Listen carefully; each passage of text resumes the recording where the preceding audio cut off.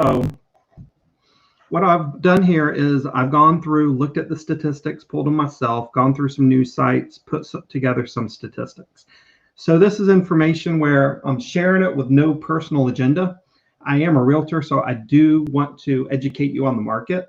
And of course, this is my homework. I need to be doing this every day, every week. So what I've decided to do is just share it more to the public so that you can see me go through the actual statistics so you don't just see it, you actually see it be gathered. You understand that it's actual, it's not fear-based, it's just news, it's the facts, right? So, because I've just gotten really frustrated trying to gather information, and feels like it's impossible just to understand what is truly happening. So anyways, that's just my side note. What I wanted to do is let me go ahead and go through this a little bit. So this today is May 4th. So this is the information as far as May 4th. You can see, unfortunately, from the US side, we have so many cases. That death count is just shocks me looking at it. South Carolina, we have had 8 new deaths, and that's going to be statistics from today. And it says Lexington has 1 new death, 6 new cases.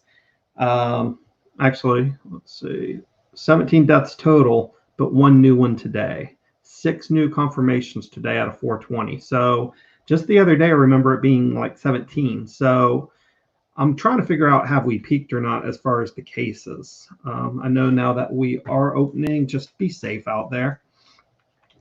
This is the number that I really wanted to share with you, and that is what truly is taking place right now in the month of April. So the month of April and the month of May is going to be the 2 months that are going to give us the most information. The reason why is real estate tends to take 30 to 40 days to really see the results. And with COVID-19, we may see a lag.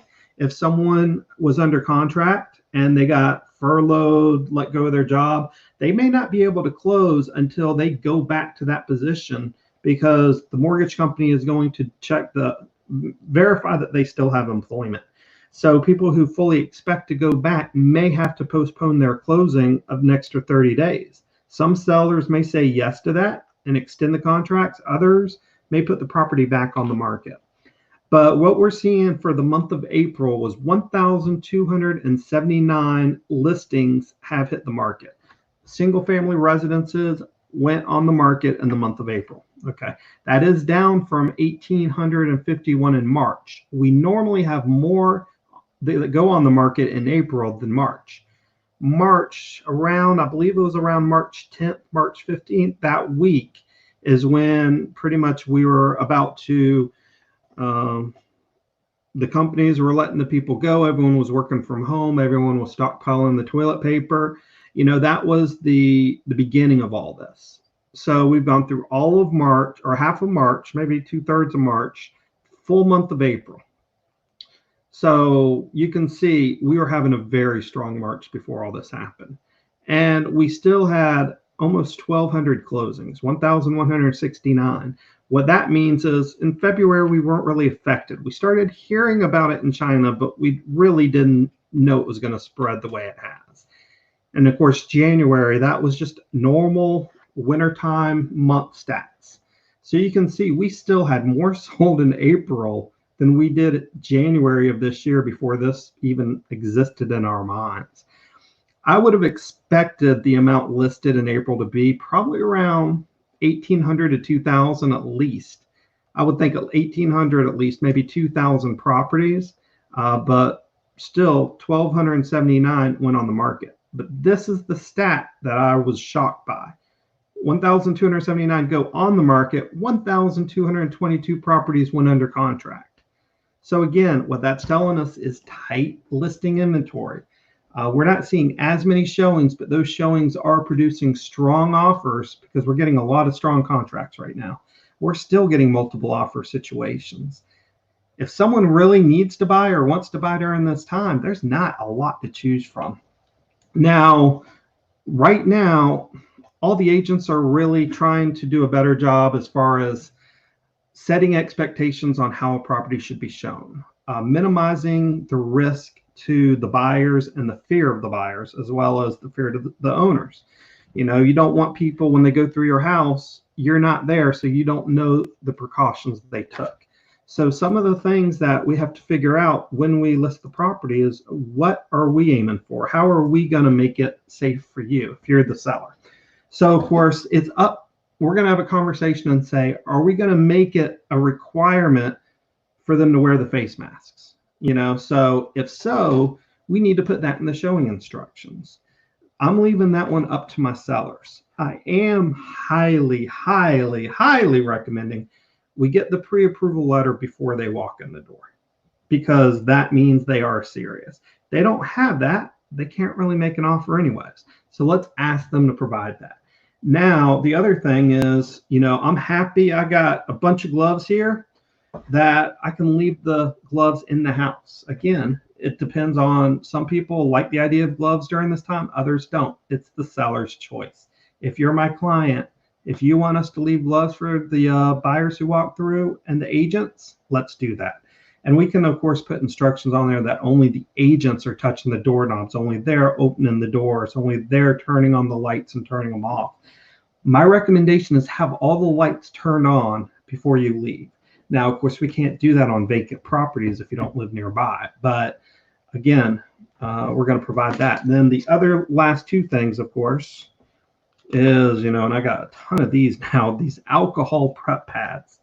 When people are done with the showings, we're going to instruct them to wipe down the doorknob that they use to enter the house and wipe down the lockbox. The lock boxes we use, you push from the bottom and it has the key inside. So we don't want one person hitting it and then when the next agent comes, they're hitting that box again. So we're asking them, after you lock everything up, take an alcohol pad with you, wipe the doorknob, wipe off the lockbox. And each one, nice little, these things will last a while though, sanitizers. So every property we list, we're going to have one of these inside. So that way, when people come inside, they sanitize their hands. When they're leaving, they can sanitize again. And again, they're going to have the alcohol wipes. So, right now we do have a plan in place. We want to have a good conversation to make certain you're comfortable listing the property.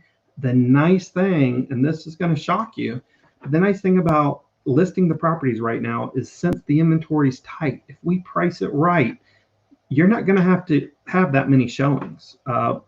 If it's priced right, it's going to sell. If it's priced right, people are going to know the inventory is tight and they're going to act. Of course, my job is to be reminding the buyer's agent, we priced it right. We're not here to play games. You shouldn't be in the property unless you're serious about making a good offer on it. If you're coming in low, and again, this is a conversation between me and my sellers first of, some people want to list it high, test the market and come down. I do not recommend this in this market. Right now, I want to sell it for the top number, but I don't want to add 5-10% to that number. I want to get it in, negotiate strong, get the top dollar, get it fast, make it where you don't have to keep leaving your property. So anyways, I hope that helped. Again, the stat of the day, 1,279 properties hit the market, 1,222 properties went under contract in the month of April. I hope that helps. I'm going to be putting a lot of different market updates on my website. If you want to go to my YouTube channel, I think you're on it right now, or at least you're watching one of my videos.